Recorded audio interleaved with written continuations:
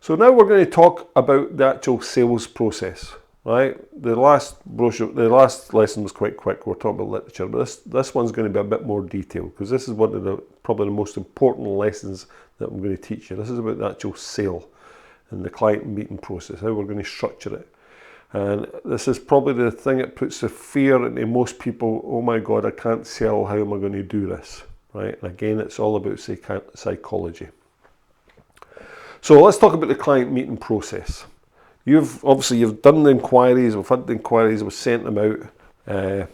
We've got our nice brochures all designed and ready to go. So we're going to create a process for your client meetings. And you need to say, you've got to create a process for this, right? So you can repeat it every single time. And I'm going to give you this process and I want you to write it down. You may want to adapt it, but try and stick to it as much as you can because this process works. You want to practice your meetings with your partner or a family friend, right? Sit down and role play, right? Because you've got to be good at this. You've got to have this so you can just roll it off the tongue. Practice your objection handling as well. Get people to come up with, well, what about price objections? What about asking you questions about what you're going to do in the day and what happens if this happens, what happens if that happens. You've got to have answers to all the questions that get to you. You've got to come across as a professional that knows what they're doing. Allow an hour for each meeting, and I tell the couples that when they come. I says, look, when you come over to see me, please allow an hour because I don't want you to be having to rush away because there's a lot to discuss. So please allow an hour. Remember now, they're going to meet at your office, your studio, or your place that you're going to rent, or an office that you've set up in your house. They're coming to you if they can. Right? Try and get away from doing Zoom videos and stuff if you can, as much as you can. Try and get them face to face. Right? You need to see eyeball to eyeball. Right? You control the environment, remember, because if they're on a Zoom call, who knows what's going on round about them, right? And the groom-to-be's, hardly interested. He's sitting on his phone playing TikTok or whatever. You're trying to control it, so where if they come to you, they can control it. They've nowhere else to go. So step one, in they come. Welcome. Have a little chit chat. Thank them for coming. Can I offer you a drink, coffee, tea? And this is where it's nice to have a nice kind of coffee machine. We used to have an espresso machine in the studio. It gives a nice impression. And it gives you a point where you can go and get the coffee made, so it gives them a few minutes to relax, because you don't want to just go bang straight into a meeting. Get them in, relax, sat down, comfortable. That's what you want. You want them to feel comfortable. Ask first of all about the venue, and you've got to empathise with them about this planning process for a wedding that's so difficult, and you've got to look at so many venues and what made you decide on that venue. And if you've worked there before, you could mention it, or if you're not, you could say you haven't, but if you're not comfortable, you just say, I'm so looking forward to working there. I've been desperate to do a wedding there because I love that place, right? So you're basically agreeing with them. You've made a fantastic decision. You've picked that venue, right? Now, of course, they will have picked a venue by this point because they wouldn't be coming to see you at that point if they haven't. So bear that in mind. Ask what else they've got booked for their wedding so far. Have they got their florist arranged? Have they got a celebrant yet? And go through all that kind of stuff and say, and at that point you say, well, hopefully we can get another item off your checklist today. So you're setting an expectation that you're expecting them to book you today. You want to get that, book a photographer, tick list off their list of things they've got to do for their wedding.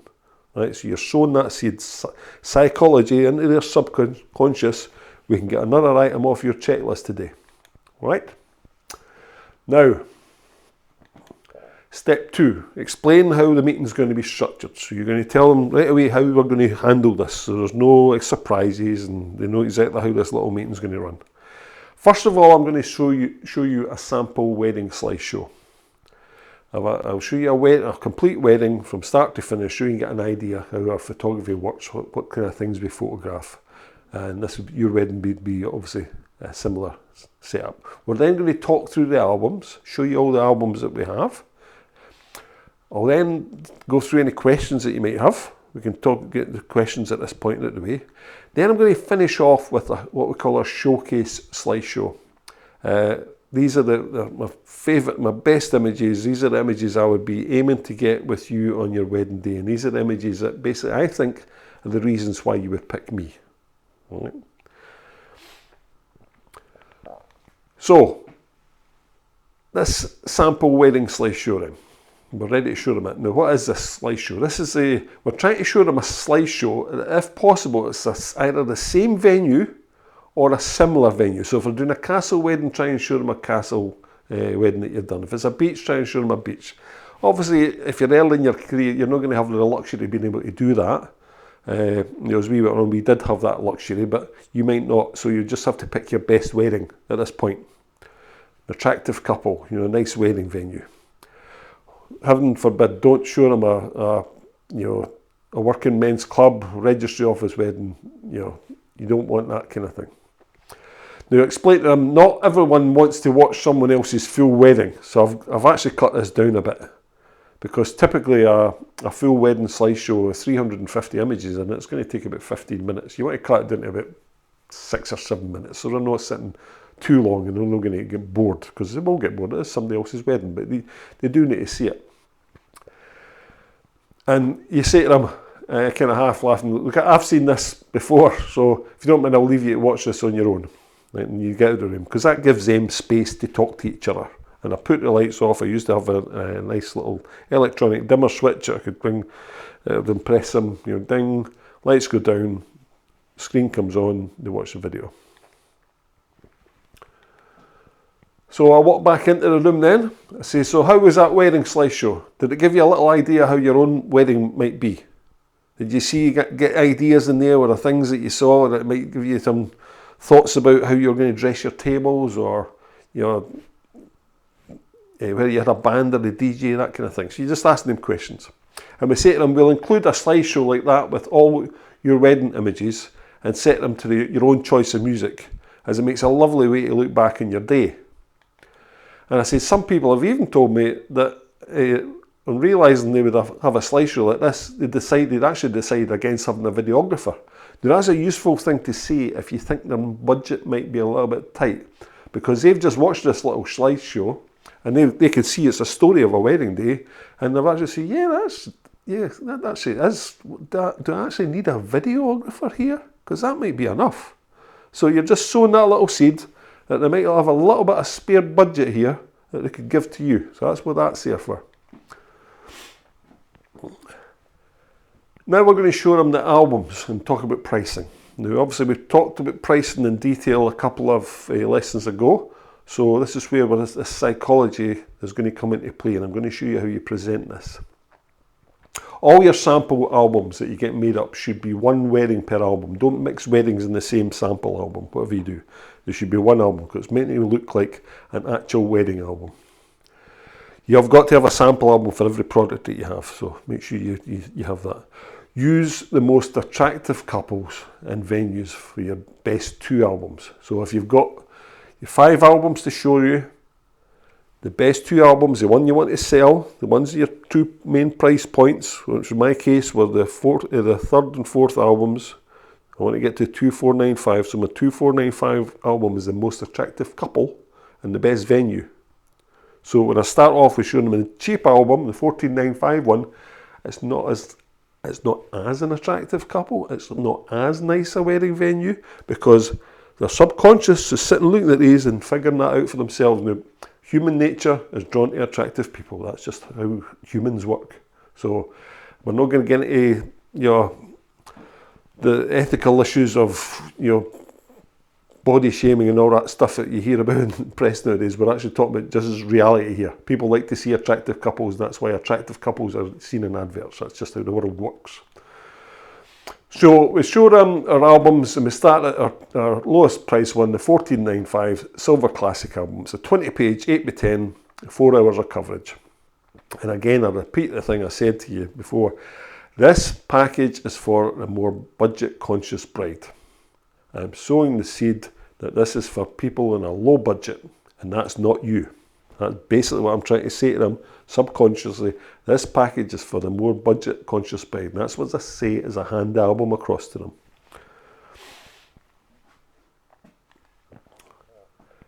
They'll flick through the album and hopefully they'll put it to one side quite quickly. I'm then going to introduce my middle price range albums, one at a time. This is where you want your average client to just be, this is your starting price in reality. And remember, we've got 3 core albums in here in our middle range. We've got our Gold Classic, Gold Fine Art and Platinum Fine Art. This is my, if you like, it's the McDonald's, Happy Meal, Go Large and Super Go Large, right? This is how we structure it. Price for your basic, your Gold Classic, my Gold Fine Art is £200 more than that, and my Gold Platinum Fine Art is £500. So it's a jump of 200 and a jump of another 300. But the actual cost of these albums from their supplier are basically the same. There's about £40 difference between the 3 albums. By the time I get my aluminium finish and extra pages in it. Now, these albums are much bigger than the silver album was. It was an 8x10, now we're talking 14x10, so an immediate jump. So you can immediately see there's a big difference in value here. This is how you get them away from the 14.95 and away at the higher prices. And each album you show is better than the previous one, obviously. So our Gold Classic, that's the start of where we really want to be. It's essentially a larger 14x10. It's 30 pages, there's 4 colour options on it, and there's 6 hours of coverage. But I say to them, I can't remember the last time we did one of these, as most people tend to be preferring the finish of our Fine Art album, which I'll show you in a minute. And you let them see that album, and they're a bit curious at this point, what's he talking about the finish of the Fine Art album? And now we hand them the Gold Fine Art. This is the same album, but it's got more pages again, it's got 40 pages, but it's metallic print. And the metallic print really jumps out at them, because that's what you see. Since we started doing these metallic print, you know, everybody's loving it. You make it sound like it's a new thing. They will immediately notice the difference. It's so obvious between the 2 albums. So now you've got them on the hook for $21.95 instead of the $14.95. So you're the $14.95 your silver, you're the $19.95 for the basic Gold Classic, and now you've shown this Fine Art album in metallic pages, and it's at $21.95. So that's where you've got them on the hook now. Now at this point, all your sample albums, the covers have all been black, right? So they're all standard black material. This is where you then get out the white gloves, right? Buy a set of white cotton gloves. You're going to put them on, and you're going to bring out the Platinum Fine Art album. This album is in a presentation box, which you get from your album supplier. You take out the presentation box, lift it out, and this album has got an aluminium front cover with an image on it. And all the pages inside are metallic finish. Now it's the exact same album as before, but it's just got a metal cover on it. And you're giving them 8 hours of coverage. And the sample here should be a colour finish rather than black. In my case, we use red because it matches our branding. And so again, it makes it stand out from the previous albums. And as I said, we've only been doing these for a relatively short time, and everybody seems to be going crazy for these. They love them. So again, psychology, you're sowing the seed. You're telling them this is what everybody else is booking. Now you've got them on the hook for $24.95. So you've got them from $14.95 to $24.95. They love this album. There's no way they're going to get this silly cheap thing they saw at the beginning. You know, it's just psychology. At this point, usually the groom's starting to sweat a bit. It does work. Now we introduced the Platinum Grand album. This is a big album, the price list that we really don't care if we get it or not. You know, we used a Loxley Aperture album. It's a bound and matted print page, a very traditional looking album. And I say this is a traditional style, a hand-built album that you don't often see nowadays, as the process is very expensive. However, it's absolutely the Rolls Royce of wedding album for the more discerning bride. Again, I'm sowing the seed. Are you the more discerning bride that might like this? I'm sowing it, so this is for the more discerning bride. So she's like, at this point, she's maybe preening a bit and saying, well, that could be me actually, you know. And again, the groom's sweating even a bit more. So at this point, I'm going to start asking them questions. I've shown them all the albums. I'll quickly recap those albums, and I'll kind of ask them kind of questions based on the coverage that they're looking for. Now, are you looking for photographs right just to the speeches, or are you looking to get your first dance? And if they say at first dance, I'll say, well, that's fine. We'll get rid of the silver album because that's only 4 hours coverage. That's not long enough. The gold classic, that's got 6 hours. But we cannot have time to get the first dance. But should we put these ones aside then, so to help you simplify the album process and just decide which one? So then I'm moving albums out the way I know they're not going to have. So at this point I've said, well, we've eliminated 2 albums. So we're helping them decide, narrowing down their album choice. Because remember, a confused brain generally says no. We don't want them to say no. We want to minimise the choices they have to make in front of them. So if I can get rid of the 2 lower cost ones out of the way based on the fact that they want first dance, that helps. Now, did you prefer the album with the image on the cover, or did you prefer the plain album? And I'll say it like that, the plain album. I'm using closed questions. You have to tell me which one they like. Did you prefer the album with the image on the cover or the plain one? And just shut up. Wait till they speak. Right? So they have to tell me which one they like. Sometimes they will say, well, actually I quite like that plain one. That's fine. Oh, great. Now we can do it in a leather cover. It's currently leatherette. So you're always trying to upsell. So if you detect budget as an issue, what I always say right away to help them, again, decide. Now, that Platinum Grand album, is that going to be in your budget, or should we put that to one side? So I'm helping them, and I'm helping the groom as well here, because he'll say, oh, yeah, get out of the way. Right? So we're, again, closed questions. What about that Platinum Grand? Is it within your budget, or should we put it to one side? So they've got to give you an answer. And at this point, if they are on a budget, you seem to be helping them work within their budget. So you're a good guy. You're not putting pressure on them to get to that bigger. You know, I mean, you psychologically are, but you're helping them. So at this point, I should now just have 2 album choices sitting in front of them if I can. Now, you've got to be ready to handle any other questions and objections at this point, because you are going to get them. Listen for buying signals and use confirmation statements. What time would you be looking for us to arrive? So I'm using the confirmation statement to say, I've got this wedding, I'm booking it, I'm coming along, what time do you want me to start? Now at this point, you usually suggest something that's too early. So what we do, we say, well, this is how it works. You've got an 8-hour, if this is an 8-hour package you're going for, right, we've got to think about when's the first dance going to be. What time is the band coming along at? And they'll say 7:30. Fine. Well, in our experience, bands generally don't actually start until about 8 p.m. So to allow any slippage, we'll aim to finish by 8:30. So let's work back from 8 hours then.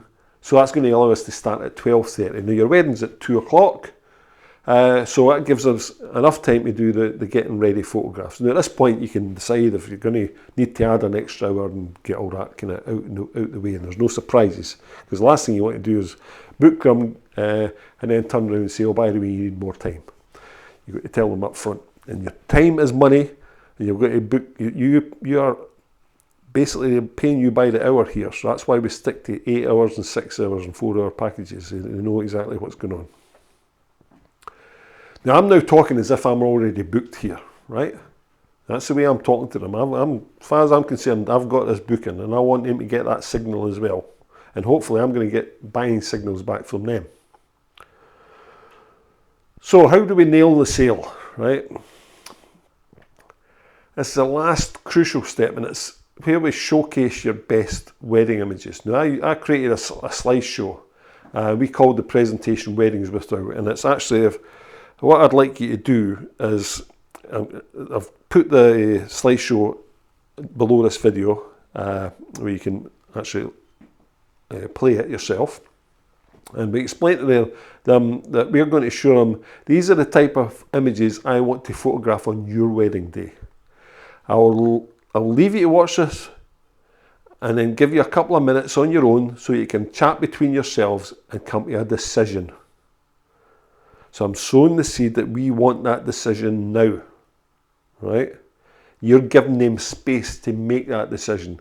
If the groom or the bride or one of them has been sweating a bit because they're worried about their budget when they've seen the prices, you're actually giving them space to talk to each other and decide, look, could we get rid of a videographer? If we did this, could we afford to do this? Because I really love these pictures. So you give them space. So what I'd like to do here is, I'd like you to pause the video, pause this training one, and go and watch the video down below, just to get an idea of what people were seeing at this stage, right? And then come back and hit play again. So hopefully you've watched that little video. Hope you liked it. That was my Weddings Without presentation. It was quite well structured. We use words and images to get a message across. So at this point, as I say, I've listened for the music stopping. I'm in the room next door. I've left them to listen to watch the video. I've listened to it stopping, and I give them a clear 2 minutes on their own. And I then walk in, sit down, and I look at the two of them and I say, so, can I photograph your wedding? And at that point I shut up and I listen. Because the first person that speaks, if it's you, you've lost that booking. If it's them, they're either going to say one or two things, either yes, or we need to go away and think about it. Which is absolutely fine. You know, that's totally understandable. It's a big decision. They may be seeing other photographers. But 9 times out of 10, they'd say yes. And I've came through with a pen and a contract in my hand. And I'm saying, well, can we go ahead and get the contract signed? And I'm putting my hands out as I'm saying that, and I'm handing the pen. And they've got to take that pen off me, and they're going to fill in that contract. So you close the sale. A, B, C, always be closing. Close your sale every time you get a signal that they're ready to sign that contract.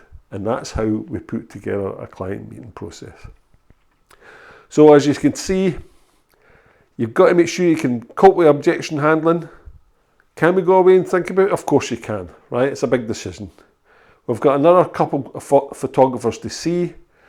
Don't be afraid to push a couple away if you're getting bad vibes from them. I've done this in the past where I've been sitting there and I'm listening to them and going, this couple are an absolute nightmare. I don't want to photograph for a wedding, and I will push them away. I say, I will actually tell them, guy, I'm not sure if we're a fit here. I'm not sure if I'm the right photographer for you. And I say that, so don't be afraid to say that. Because it's a big responsibility. You don't want to deal with an absolute nightmare of a couple. Go through the booking form with them when you got the thing. Get the album order on the page as soon as possible. So your total is, you show them it. Oh, did you want to go ahead and add the parents' albums? Because remember, we've got a deal, it's $195 discount just now, where if you order them after the wedding, there's $295, so it saves you £100. Now these are perfect for Christmas, Mother's Day, Father's Day, whatever event is coming up. If it's close to Christmas, these are perfect for, if the wedding's close to Christmas, perfect for Christmas. If it's close to Mother's Day, etc., etc. So these are perfect. So you're trying to do the McDonald's Go Large thing again. You've already got them up here, right? So as you hand them the bit of paper and they're ready to sign it, you just, oh, did you want to go ahead and add the parents' albums? It's only $195. Of course they're going to add it, aren't they? Might not, who cares? How would you like to pay the deposit? By card? And you always have a credit card machine. You have to make it easy for them to pay you, right? And the deposit's £350. That's what we charged. You have to make it easy for them to pay that. They're not going to have cash on the day. Heaven forbid you want them to do a bank transfer, because at that point, if you ask them to do a bank transfer, they're gone, they're off the hook. They might get home and say, you know what? I don't know if we can afford this. Let's wait and think about it. You've lost the booking. You want to make it easy for them. Pay by card. Ding. Job done. Card machine there. End of story. They've done it. The thing about a credit card is it only hurts when you put the PIN number in, because in a month's time they'll have forgotten all about it. So make it easy for them. Make it easy for the sale. So that's really the art of the sales process. It is really important. I would like you to watch this video 2 or 3 times. Try and get this down to a fine art, using words to suggest to people about what you want them to do. So you're using psychology. And I hope you've seen that in the process that I've used. Okay, well, thanks again for listening, and we shall see you in the next lesson.